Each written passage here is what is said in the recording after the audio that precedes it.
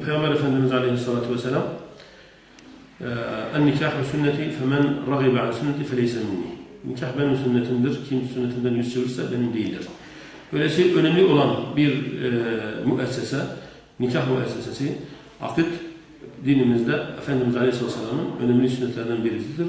Bu sünnetin icra edilmesi, yapılması da sünnete uygun olması, bereketin, hayırın, saadetin olmazsa olmaz şartıdır. Çevremizde, ilçemizde, bütün bölgemizde İslami adaba uymayan düğünler, merasimler icra edilmektedir. Bunlar da evlilik gibi, nikah gibi mukaddes sayılabilecek bir adımın baştan bereketinin yok edilmesi çalışılmaktadır. Bu nasıl oluyor?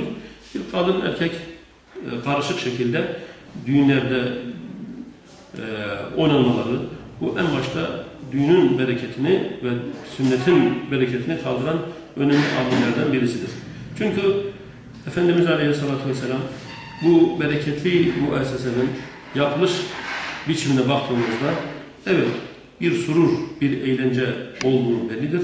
Ancak eğlencenin de, sururun da, bütün bunların da İslam'da bir çerçevesi vardır.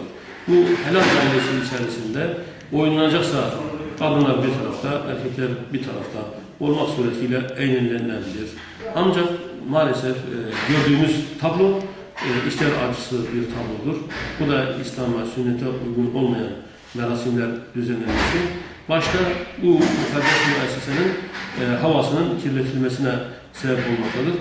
Biz de bütün dinleyicilerimizden, seyircilerimizden, çocukları olsun, yakınları olsun, bu hususu bir davet bilinci içerisinde bu tür düğün merasimlerinin İslam'a ve sünnete uygun olmadığını, nikahın bereketini, saadetini kaldırdığını söyleyelim.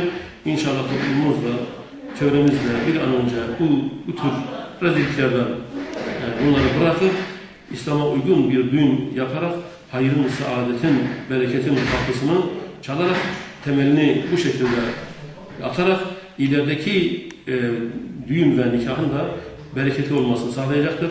Boşanmalar, ayrılmalar gibi istenmeyen davranışların meydana gelmesine çalışacaklardır. Günah üzerine bina edilen bir evliliğin hayır ve bereketi kaçar. Başlangıcı günah ile başlayan bir evliliğin sonu ya boşanma ile sonuçlanır veya aile içi geçimsizliğe neden olur. Allah'ın haram kıldığı icraatlerden huzur ummak anlamsızdır. Halkımızdan beklentimiz Allah'ın haram kıldığı cahili düğünlerden uzak durmaları ve Peygamber Efendimizin sünnetine uygun düğünler yapmalarıdır. Ayrıca bu konuya yer verdiğiniz için İlke Haber Ajansı olarak teşekkür eder, çalışmalarınızda başarılar dileriz. Evet, ben bir Karacadağ Caddesi esnafı olarak aynı zamanda bu bölgede yaşayan bir insan olarak toplumdaki bu avami düğünlerin topluma çok ciddi bir zarar verdiğinin kanısındayım. Ki rivayet o ki Hz. İşit Aleyhisselam'ın zamanında böyle avami düğünlerin var olmasından dolayı İşit Aleyhisselam bizzat kendi kavmine savaş açmış ve aynı zamanda bu konuda büyük bir galeyana uğramış onun bulunduğu o karşı tarafı.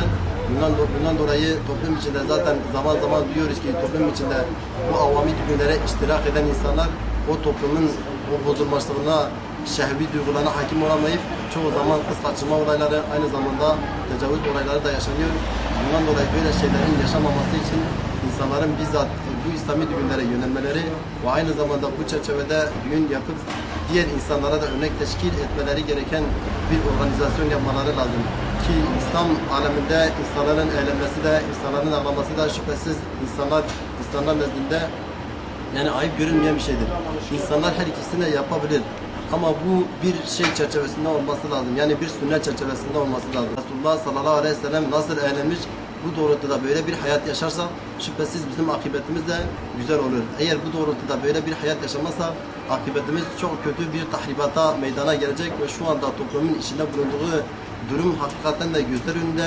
Toplum acı ve hezeyan içinde. Bunun en büyük sebebi de avami düğünler ve avami düğünler gibi organizasyonlardır. Bu organizasyonların bir an önce yok olması için, bir an önce toplumun içinde tekrar kalkıp tekrar toplumun eski maneviyatına dönmesi için bu bölgede olan özellikle kanaat önderleri, özellikle etki ve yetki sahipleri insanların bizzat üzerine düşen görevleri yapmaları lazım. Ki bunu yapmayanlar hakikaten de çok büyük bir vebal altındadır. Bu konuda herkes üzerine düşeni hakkıyla yapmazsa yarın bu ateş onları da sarabilir, onları da yakabilir, onların vicdanına da büyük bir zarar ve ziyan verebilir ki onlar hiçbir zaman vicdan muhasebesinden kurtulamazlar.